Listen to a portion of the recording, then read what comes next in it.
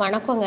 சாஃப்டான நான் பண்ணுறதுக்கு ஒரு பவுலில் தேவையான அளவு மைதா சேர்த்துட்டு 1 ஸ்பூன் சர்க்கரை, 1/4 ஸ்பூன் பேக்கிங் பவுடர், தேவையான அளவு உப்பு சேர்த்துட்டு நல்லா மிக்ஸ் பண்ணி விட்டுட்டு 2 ஸ்பூன் தயிர் சேர்த்துட்டு காய்ச்சி ஆற வச்ச பால் சேர்த்துட்டு நல்லா மிக்ஸ் பண்ணிவிட்டு தேவையான அளவு தண்ணி சேர்த்துட்டு சப்பாத்தி மாவு அளவுக்கு பிசைஞ்சு வச்சுருங்க. மேலே நல்லா ஆயில் தடவிட்டு 1 மணி நேரம் போல் நல்லா ஊறட்டும். ஊறினதுக்கப்புறம் திரும்பவும் வந்துட்டு மாவை நல்லா பிசைஞ்சு விடுங்க. அப்போ தான் நல்லா சாஃப்டாக கிடைக்கும். அதுக்கப்புறம் எப்பவும் போல் சின்ன சின்ன பாலாக உருட்டி மைதா மாவில் டிப் பண்ணிவிட்டு ரொம்ப திக்காகவும் இல்லாமல் ரொம்ப தின்னாகவும் இல்லாமல் ஸ்ப்ரெட் பண்ணி விட்டுட்டு மேலே கொஞ்சமாக கொத்தமல்லி இலை தூவிட்டு அதுக்கப்புறம் மீடியம் ஃப்ளேமில் வச்சுட்டு 2 சைடு ஒவ்வொரு நிமிஷம் மட்டும் குக் பண்ணதுக்கப்புறம் நெருப்பில் ஒவ்வொரு நிமிஷமும் 2 சைடும் வந்துட்டு குக் பண்ணி எடுத்துட்டு மேலே பட்டர் தடவி சாப்பிட்டு பாருங்கள். ரொம்ப சூப்பராக சாஃப்டாக இருந்தது.